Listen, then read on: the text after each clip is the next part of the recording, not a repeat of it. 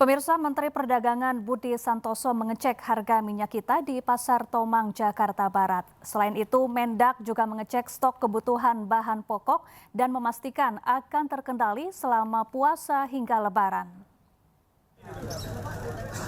Berapa harganya?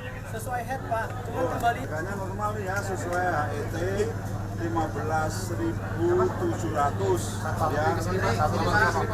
Menteri Perdagangan Budi Santoso didampingi Menteri Lingkungan Hidup Hanif Faisal meninjau harga minyak kita di Pasar Tomang, Jakarta Barat.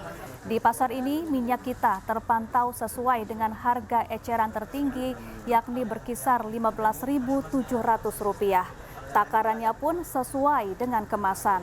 Namun demikian, Mendak menyebut harga di setiap pasar dipatok dengan harga berbeda, yakni berkisar Rp17.000 hingga Rp19.000. Selain mengecek minyak kita, Mendak juga mengecek stok kebutuhan bahan pokok dan memastikan aman selama bulan Ramadan hingga Lebaran. Tadi kan sempat juga ngecek harga ya, beberapa memang sedikit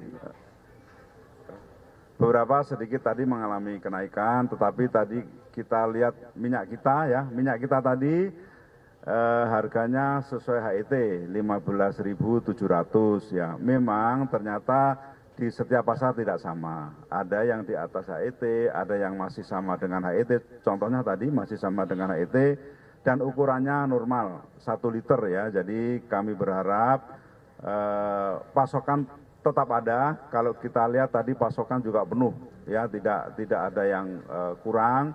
Jadi kita harap sampai Lebaran dan seterusnya ya, terutama menjelang Lebaran ini pasokan cukup, harga terkendali. Nanti kami juga minta tolong Pak Wali Kota Pak ya, bisa dimonitor terus kita bareng-bareng dengan pemerintah daerah untuk memonitor ketersediaan pasokan menjelang Lebaran ini. Tadi lihat daging sapi juga harganya ada yang 130, padahal harga acuannya 140, berarti masih di bawah harga acuan ya. Kita harapkan pasokan terjamin. Tadi menurut pedagang juga pasokan nggak pernah terlambat ya.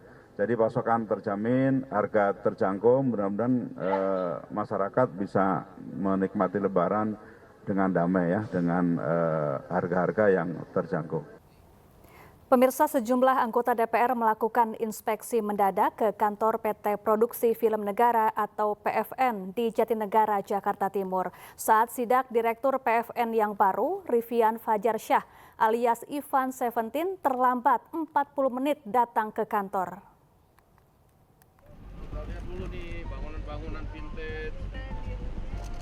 Wakil Ketua DPR RI Sufmi Dasko Ahmad dan sejumlah anggota Komisi 6 DPR menggelar inspeksi mendadak ke kantor PT Produksi Film Negara atau PFN di Jatinegara, Jakarta Timur, Jumat pagi. Rombongan tiba sekitar pukul 9 pagi.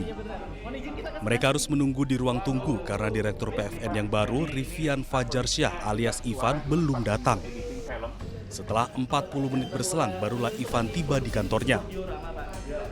Sidang ini dilakukan untuk melihat dinamika di kantor PFN dan mendukung PFN sebagai pusat konten negara. Sementara Ivan mengungkap keseriusannya dalam membenahi PFN. Dengan keadaan yang cukup memprihatinkan, bangunan lama, hutang banyak, gaji karyawan masih tertunggak, gaji direksi yang belum terbayar, dan operasional serta dana produksi yang tersendat-sendat. Dan kami concern dengan pimpinan dan anggota Komisi 6 untuk meminta kepada pemerintah dalam hal ini untuk membantu memajukan agar industri kreatif, industri film di Indonesia menjadi bangkit. Ini kita bersyukur banget setelah puluhan tahun, bahkan kita belum pernah diberikan ruang audiensi RDP di komisi, di DPR. Ya, alhamdulillahnya hari ini malah didatangi. Jadi ini bentuknya sama sekali bukan sidak, ini bentuknya lebih ke perhatian. Akhirnya negara bisa hadir di PFN. Jadi ini hari yang bersejarah buat PFN. Sebelumnya, penunjukan Ivan sebagai Dirut PFN mengejutkan publik. Sebab selama ini Ivan dikenal sebagai musisi. Ia adalah vokalis dari grup band Seventeen. Ivan juga pernah terjun ke dunia politik.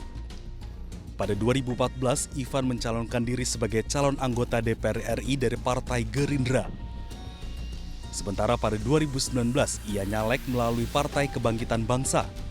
Namun keduanya gagal, Ivan kalah dalam pemilihan.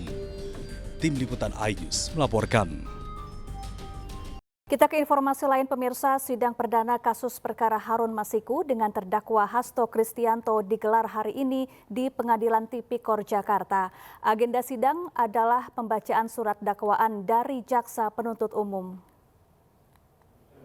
Sekjen PDI Perjuangan Hasto Kristianto menjalani sidang perdana sebagai terdakwa dugaan perintangan penyidikan perkara korupsi Harun Masiku di Pengadilan Tipikor Jakarta hari ini.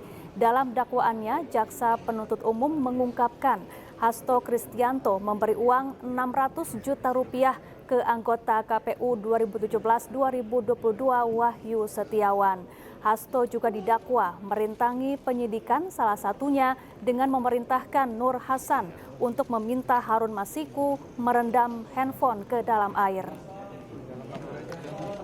Bersama-sama Doni Tri Istiqomah, Saiful Bahri dan Harun Masiku telah memberi uang sejumlah $57.350 Singapura atau setara 600 juta rupiah kepada pegawai negeri atau penyelenggara negara, yaitu kepada Wahyu Setiawan selaku anggota Komisi Pemilihan Umum Republik Indonesia periode tahun 2017-2022 yang diangkat berdasarkan keputusan Presiden Republik Indonesia nomor 43/P tahun 2017 tanggal 10 April 2017 tentang pemberhentian dan pengangkatan anggota Komisi Pemilihan Umum yang memiliki wewenang secara kolektif kolegial, antara lain melakukan pengambilan keputusan terkait tahapan-tahapan pemilu dan menerbitkan keputusan KPU terkait hasil pemilu bersama-sama Agustiani Tio Pridelina.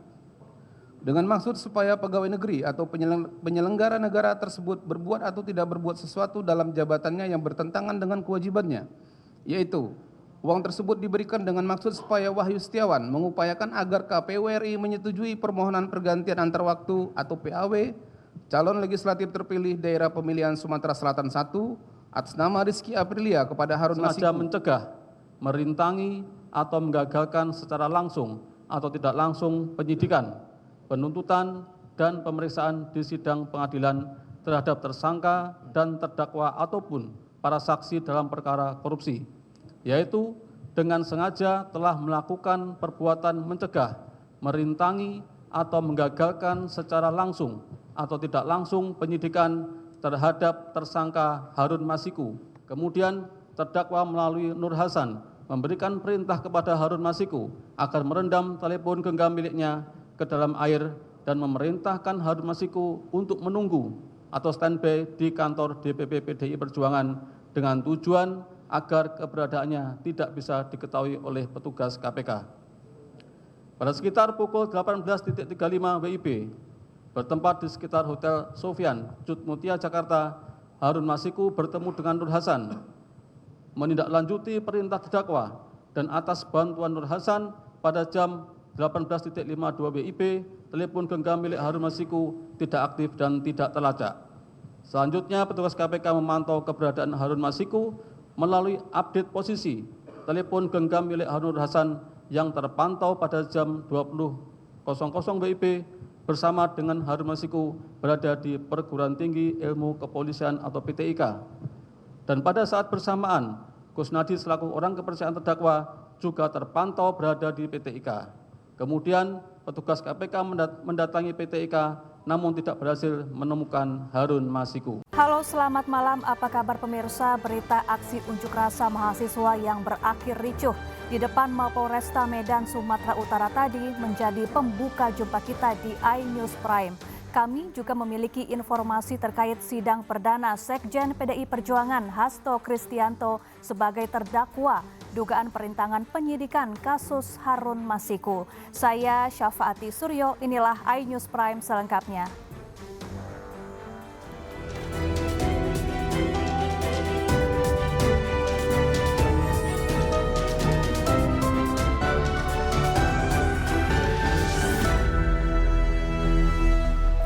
Pemirsa, DPR RI sidak minyak kita yang tidak sesuai takaran di Pasar Keramat Jati, Jakarta Timur. Dari sidak ditemukan satu merek minyak yang tidak sesuai takaran 1 liter, bahkan tidak tertulis tanggal kadaluarsanya.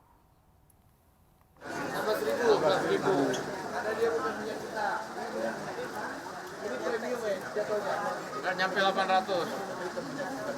Tapi ini bukan minyak kita, Pak.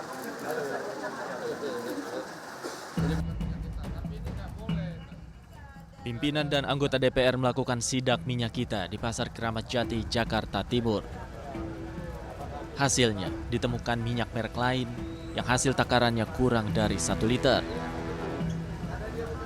Minyak merek Rizky itu hanya berisi 800 ml dalam satu botol kemasan. Selain itu, tidak terdapat tanggal kadaluarsa di botol minyak ini. Sementara untuk minyak kita yang ada di Pasar Keramat Jati, hasil pengukuran takaran yang ditemukan sudah sesuai dengan ketentuan, yaitu 1 liter per botol. Sudah seminggu ini harga sudah sesuai dengan HET yaitu 15.700. Dengan harapan bahwa mudah-mudahan mendekati Lebaran harga HET-nya bisa stabil di 15.700. Namun tadi juga kami temukan juga di salah satu penjual ada merek dengan minyak dengan merek lain dengan takaran yang kurang, kemudian harganya lebih mahal dan juga tidak barcode-nya tidak bisa dicek dan tidak ada kadaluarsanya. Nah, ini nanti kita minta pada perdagangan untuk menindaklanjuti temuan dari kami pada hari ini. DPR meminta Kementerian Perdagangan untuk menindaklanjuti temuan ini. Sementara mendekati Lebaran, harga minyak diharapkan bisa stabil. Dari Jakarta, Naura Safikah, Tri Julianti, iNews melaporkan.